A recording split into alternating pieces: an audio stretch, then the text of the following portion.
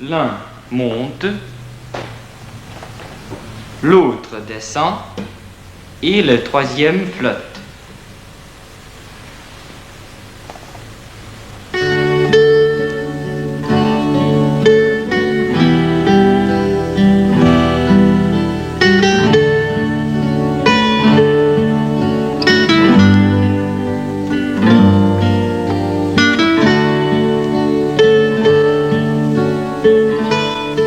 Pour trouver une explication à ce comportement différent des trois ballons, observons ces trois corps que nous allons plonger dans l'eau colorée. Le premier monte, le deuxième descend et le troisième flotte. Étudions d'abord le comportement du corps qui descend. Ce cylindre, plongé dans l'eau, descend sous l'influence des forces qui lui sont appliquées. Pour déterminer la résultante de toutes les forces appliquées au corps, accrochons-le à ce dynamomètre dont le cadran s'étale sur 200 grammes force. Si le corps se trouve dans l'air, le dynamomètre indique son poids P0 égale 120 grammes force. Immergeons le corps dans l'eau.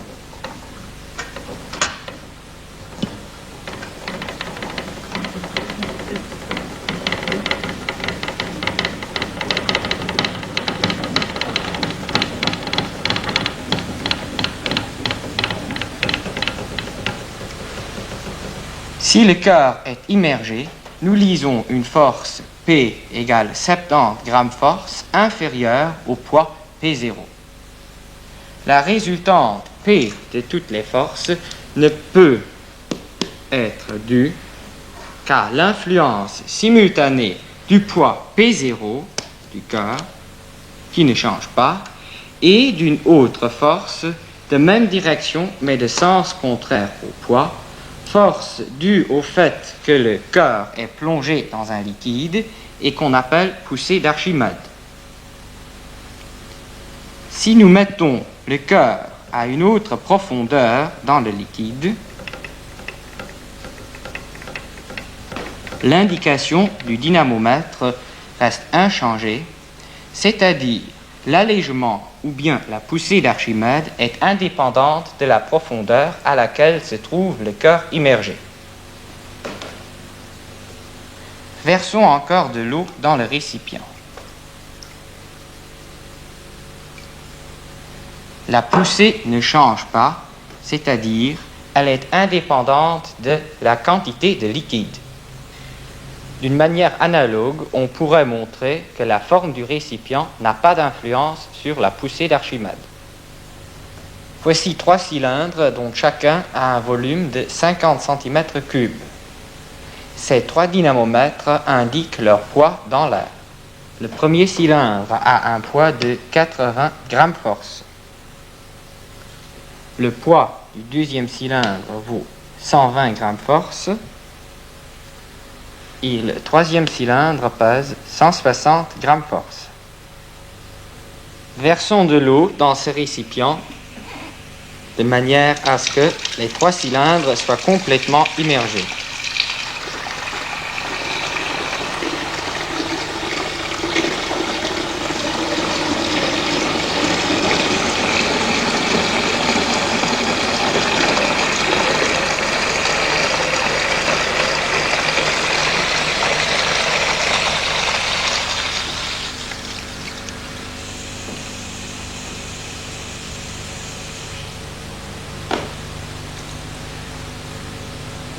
Dans l'eau, le premier cylindre ne pèse plus que 30 grammes force.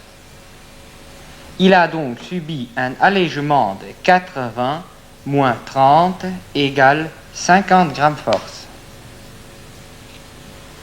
Dans l'eau, le deuxième cylindre pèse 70 grammes force. Il a subi un allègement de 120 moins 70 égale 50 grammes force. Le troisième cylindre ne pèse plus que 110 grammes force. Pour lui, l'allègement vaut donc 160 moins 110 égale 50 grammes force.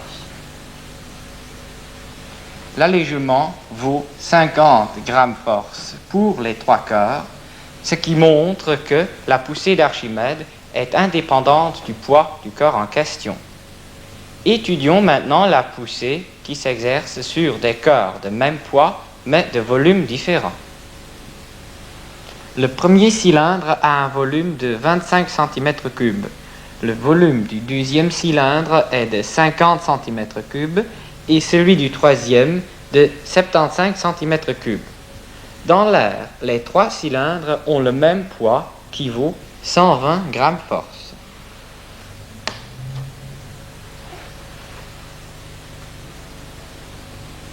Versons de l'eau dans le récipient.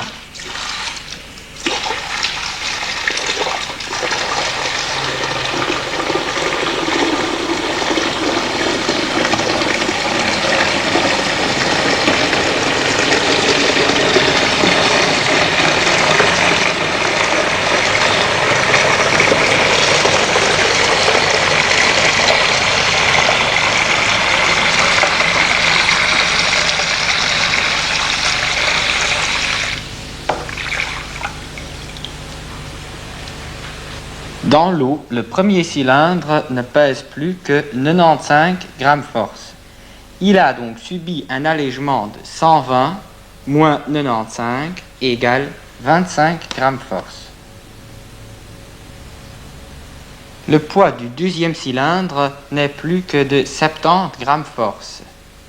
Le deuxième cylindre a donc subi une poussée de 120 grammes force moins 70 égale 50 grammes force. Le poids du troisième cylindre est de 45 grammes force.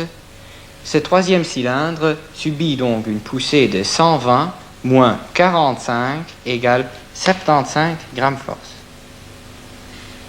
Comme le poids par unité de volume ou le poids volumique du liquide, ici de l'eau, vaut 1 gramme force par centimètre cube, nous pouvons calculer le poids du liquide déplacé par les corps immergés.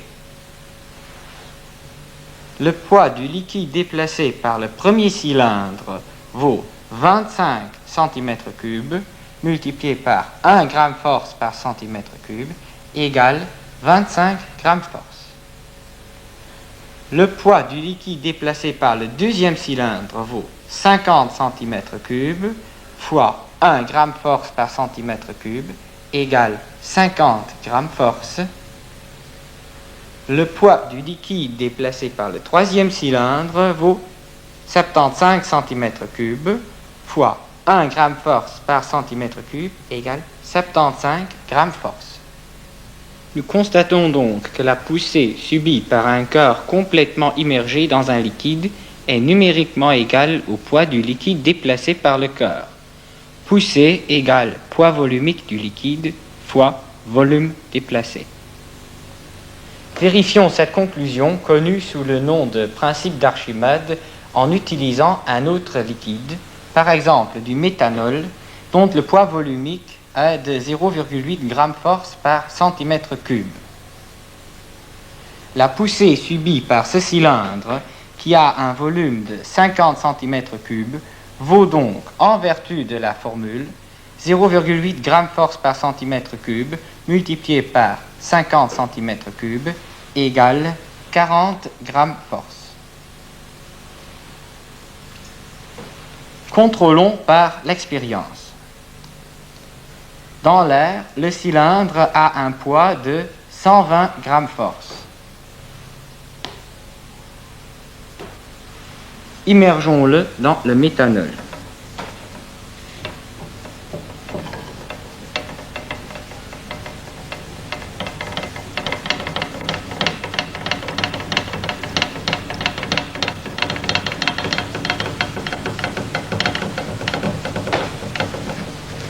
Le poids apparent du cylindre complètement immergé vaut 80 g force. Le cylindre a donc subi un allègement ou bien une poussée d'Archimède de 120 grammes force moins 80 grammes force égale 40 grammes force, ce qui correspond au résultat qu'on avait trouvé par le calcul. Cependant, ce n'est pas par cette méthode expérimentale qu'Archimède est arrivé à ce résultat, mais bien par une démarche décrite par Vitruve dans son livre De Architectura. Hieron, qui régnait à Syracuse, étant heureusement sorti de quelque affaire d'importance, fit vœu d'offrir dans un certain temple une couronne d'or au Dieu immortel. Il convint avec un bijoutier d'une grande somme d'argent pour la façon et lui donna l'or au poids. Celui-ci livra son ouvrage le jour qu'il l'avait promis. Le roi le trouva parfaitement bien exécuté et la couronne ayant été pesée parut avoir le poids de l'or qui avait été donné. Mais lorsqu'on éprouva l'or par la pierre de touche, on reconnut que le bijoutier en avait gardé une partie qu'il avait remplacée par autant d'argent. Hieron, indigné de se voir ainsi trompé et ne pouvant trouver de moyen pour convaincre le bijoutier du vol qu'il avait fait, pria Archimède d'en chercher un dans son esprit. Un jour qu'Archimède, tout préoccupé de cette affaire, se mettait au bain, il s'aperçut qu'à mesure qu'il s'enfonçait dans le bain, l'eau s'en allait par-dessus les bords. Cette observation lui fit découvrir la raison de ce qu'il cherchait. Alors, transporté de joie, il sortit précipitamment du bain et il courut tout nu à sa maison, criant en chemin qu'il avait trouvé ce qu'il cherchait en disant « Eureka, Eureka !» En conséquence de cette première découverte, il fait faire 2 blocs de même poids que la couronne, l'un en or pur et l'autre en argent pur. Ensuite, il plonge dans un récipient rempli d'eau jusqu'au bord le bloc d'argent qui, à mesure qu'il s'enfonce, déplace une quantité d'eau égale à son volume.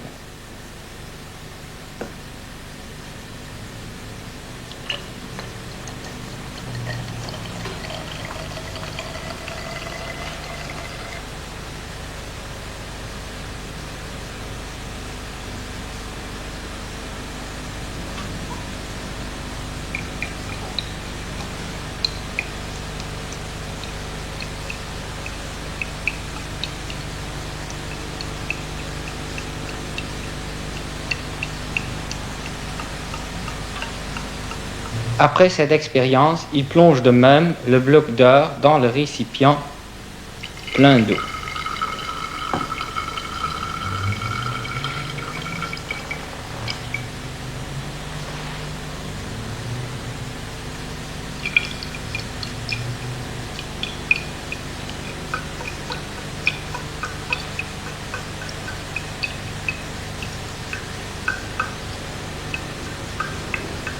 Il trouve que le bloc d'or pur n'a pas fait sortir autant d'eau que le bloc d'argent. Enfin, il plonge la couronne dans le vase à débordement.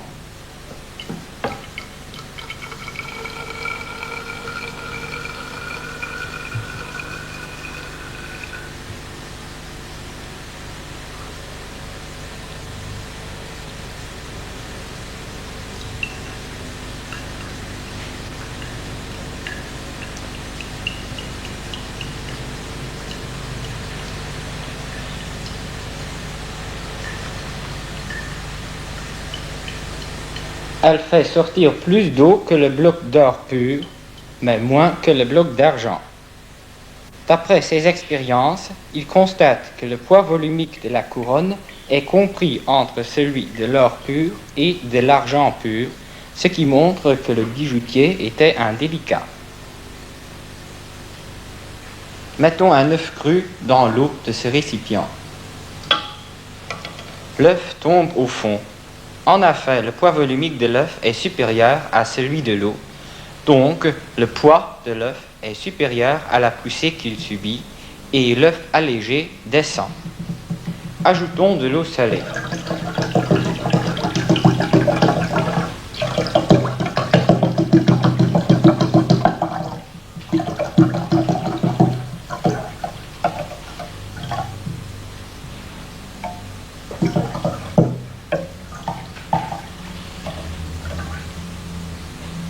L'œuf commence à monter et flotte à l'intérieur du liquide.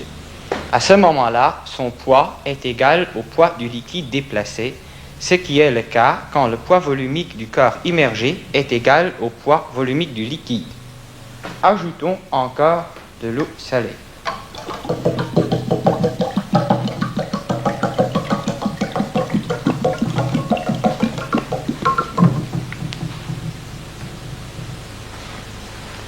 L'œuf monte maintenant et émerge partiellement, de manière à ce que la poussée sur la partie immergée soit égale au poids total de l'œuf.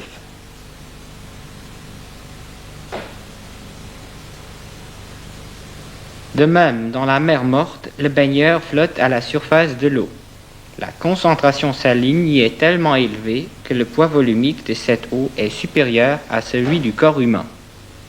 Retenons donc, le corps descend si et seulement si le poids volumique du corps est supérieur au poids volumique du liquide. Le corps flotte si et seulement si le poids volumique du corps est égal au poids volumique du liquide.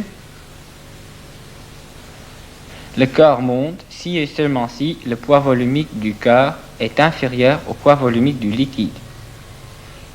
Illustrons maintenant ces conditions par quelques expériences.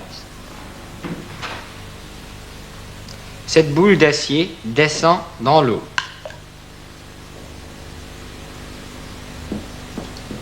Si on la met sur du mercure, elle surnage. En effet, le poids volumique de l'acier est inférieur au poids volumique du mercure. Versons dans ce récipient 4 liquides non miscibles de poids volumiques différents, en commençant par le mercure.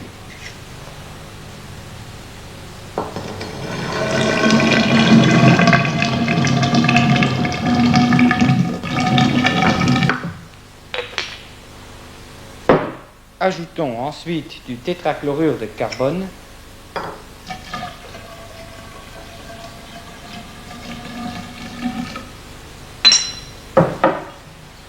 Ensuite de l'eau colorée.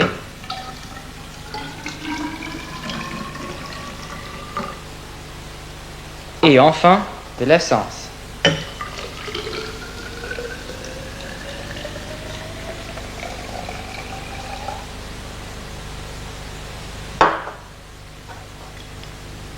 Laissons tomber une bille d'acier dans le tube. Elle traverse les couches supérieures et nage sur le mercure. Une boule de naphtaline flotte sur le tétrachlorure de carbone. Un morceau de bougie nage à la surface de l'eau et un bouchon de liège nage même sur l'essence.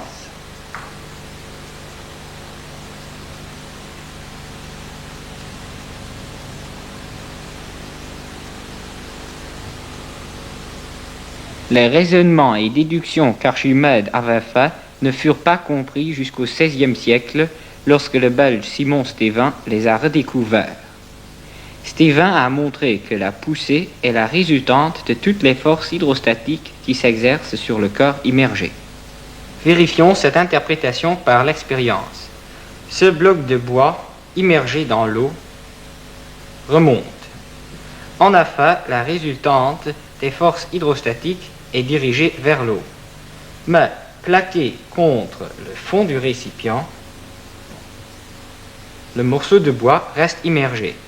Les forces hydrostatiques horizontales et verticales vers le bas ont une résultante verticale vers le bas qui s'ajoute au poids et qui maintient le corps immergé.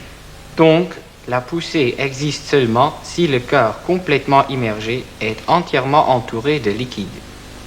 Tout ce que nous avons dit au sujet des corps immergés dans un liquide reste vrai s'ils sont plongés dans un gaz, car le principe d'Archimède est applicable à tous les corps immergés dans un fluide. Remplissons des bulles de savon d'hydrogène.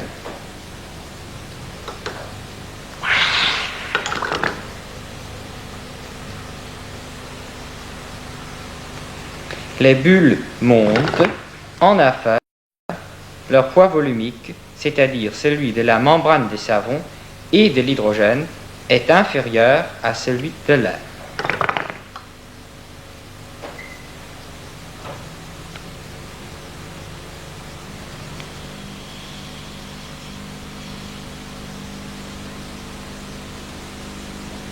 Des bulles de savon remplies d'air descendent dans l'air car leur poids total est supérieur à celui de l'air déplacé.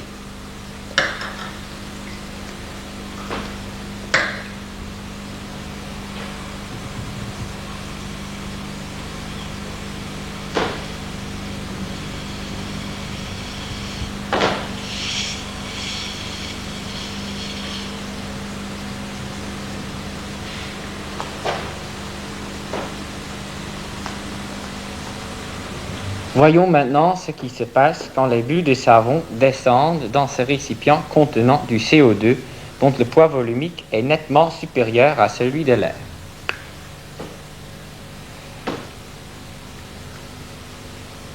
Les bulles flottent à la surface de séparation CO2-air conformément à la loi d'Archimède.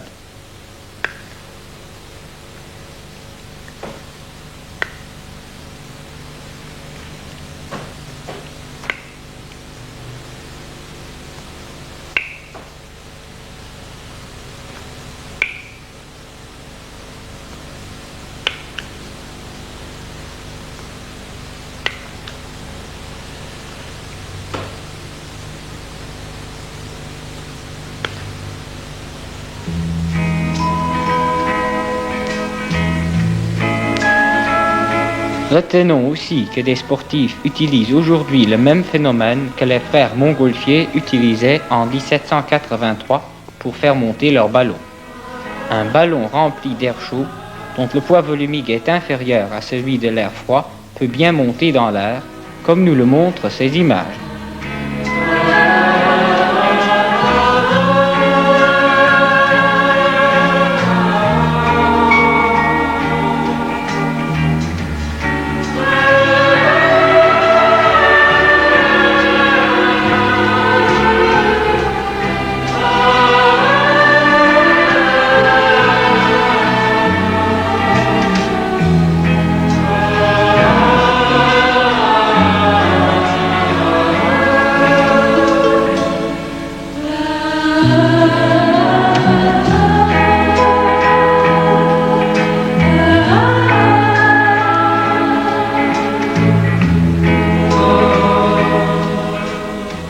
Voici un modèle qui illustre comment un sous-marin pourrait utiliser la poussée d'Archimède pour monter et descendre.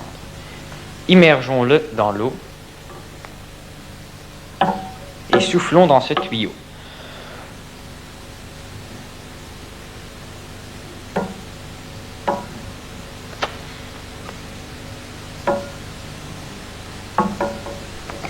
L'air chasse l'eau du récipient, dont le poids devient inférieur à la poussée. Faisons rentrer l'eau de nouveau.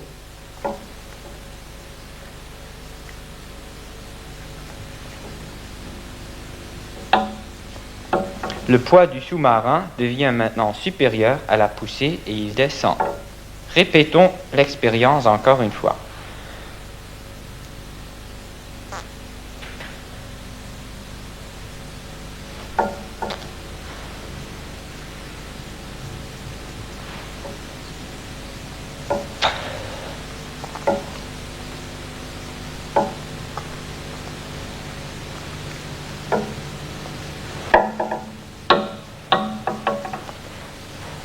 Comme nous savons que la poussée d'Archimède détermine la profondeur à laquelle s'enfonce un navire à vide ou s'il est chargé, nous allons terminer cette émission par un problème. Voici un petit bateau chargé de billes de plomb. Le niveau de l'eau dans ce récipient est repéré par ce trait.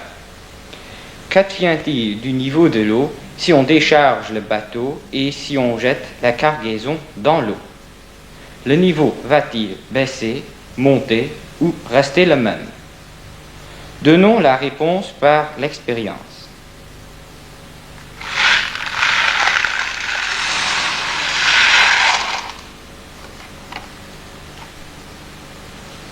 nous constatons que le niveau de l'eau a baissé. C'est à vous d'en trouver une explication en utilisant le principe d'Archimède.